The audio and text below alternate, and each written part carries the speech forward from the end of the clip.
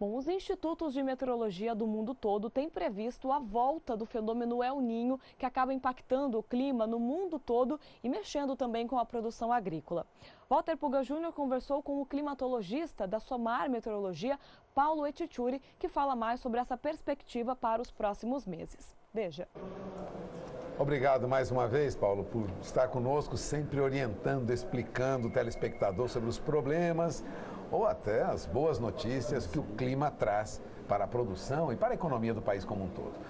Mas a preocupação com o clima daqui para frente, quando falamos de reservatórios, nós chegamos a ter racionamento de água em algumas regiões, mas parece que agora há uma tendência de alguns reservatórios voltarem ao normal, ou isso é passageiro?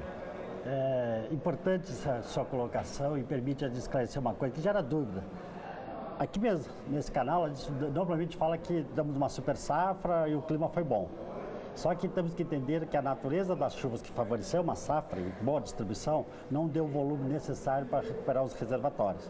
E todos sabem, o amigo telespectador, que a nossa energia depende uma energia hidráulica gerada pelas usinas elétricas. E isso nós agora estamos fechando o período úmido, período de chuvas, como é a safra de verão, período de chuva. E 80% da energia do Brasil, os reservatórios são concentrados entre o sudeste e centro-oeste do Brasil. Portanto, nós estamos fechando o período seco, o período de chuvas entrando no período seco. E aí, se comparar, nós agora estamos em torno de 41% dos reservatórios do sudeste. Ou seja, houve uma recuperação em algumas regiões diante daquela crise grave de fornecimento de água. Mas para a energia elétrica, a situação não é... As chuvas que ajudaram a safra foram suficientes para manter uma boa safra, excelente safra, não foram suficientes para recuperar os reservatórios. Nós saímos de janeiro, quando começou as chuvas, no momento mais crítico, 33% dos reservatórios, só chegamos a 41%. O ano passado, nessa época do ano, nós estávamos beirando 60%. E temos que entender que com esse reservatório nós temos que passar o resto do ano, ou seja, nós temos que enxergar a próxima chuva, que só virá lá para novembro, dezembro, quando começa de novo o próximo período. Por isso é que neste momento a sinalização já é crítica, o mercado livre está praticando preços altos, já chegou a R$400 e tantos, o ano passado nessa época do ano era 30. Ou seja, a energia elétrica está muito cara. O telespectador, você falou das bandeiras, já estamos na bandeira vermelha, e isso sinaliza uma condição de que daqui para frente a tendência é que esse problema vá persistir ao longo de todo 2017, porque nós estamos no período seco, agora pararam as chuvas do Nordeste, começam a parar as chuvas do Norte, e aqui Sudeste e Centro-Oeste, os reservatórios, como Furna, Três Marias, Serra da Mesa, as chuvas estão parando. E aí nós entramos no período seco. Ficamos dependendo de que venha a chuva do sul para compensar. Onde pode chover entre maio e outubro?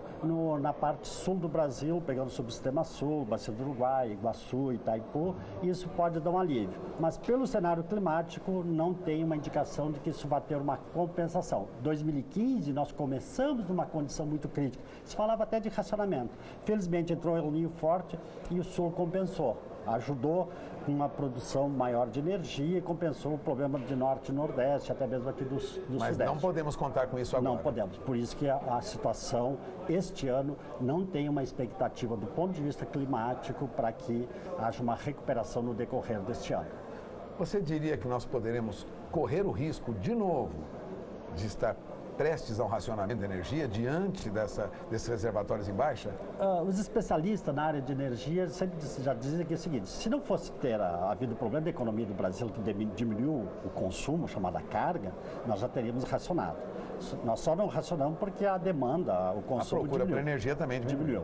Agora, dada a condição crítica, que esse ano é pior que o ano passado, e dependendo muito dessa natureza das chuvas, que tem uma incerteza muito grande do sul, não está afastado o risco de que o ano que vem nós venhamos ter um problema mais crítico. Claro que racionamento, isso depende de uma série de outros fatores, mas olhando do ponto de vista, que cabe a mim analisar, do ponto de vista da hidrologia, da condição de chuvas, isso traz preocupação. Até porque o El Niño que nós falamos, que não vai mudar, não vai trazer as chuvas que seriam necessárias para o sul, como foi em 2015, Esse El Niño fraco está lá no final do ano, que até atrapalha um pouco o sul agora no segundo semestre, mas ele pode ainda complicar ainda mais norte e nordeste, quer dizer, então no primeiro semestre de 2018.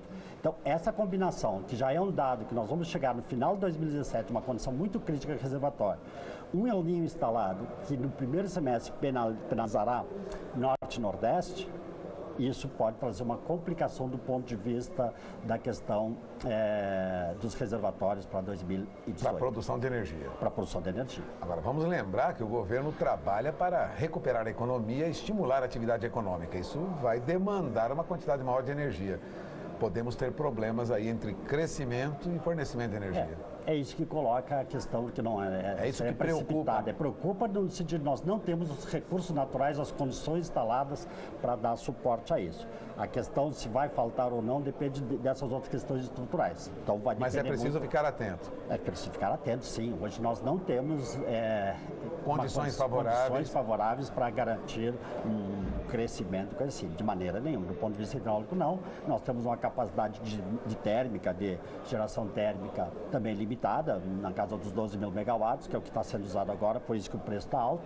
E temos uma melhoria da condição eólica, mas também tudo isso já está incorporado dentro do sistema. E olhando para a questão hidráulica, para a energia hidrelétrica, é que não se tem essa condição para atravessar o ano. Quer dizer, temos para atravessar o ano, mas dependendo de como vai ser o regime de chuvas do próximo verão, isso pode nós colocar o risco. Porque se pensar, há 5 anos, nós já estamos há 5 anos, onde os reservatórios aqui do Sudeste e Centro-Oeste, repito, representa quase 80% da energia gerada no Brasil, não estão sendo recuperados. Nós estamos sempre numa condição limite. Caindo um pouquinho. Caindo um pouquinho. É que nesses últimos anos a economia caiu também. Então a demanda, a pressão sobre o consumo diminuiu. Isso é que tem levado uma sobrevivência do sistema. Mas o problema está dado e, combinado com o cenário climático, esse problema tende e pode se agravar em 2018.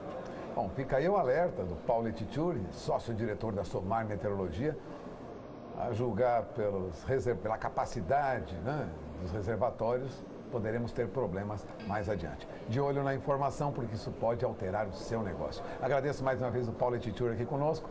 Vamos encerrando esta entrevista. Voltamos ao programa.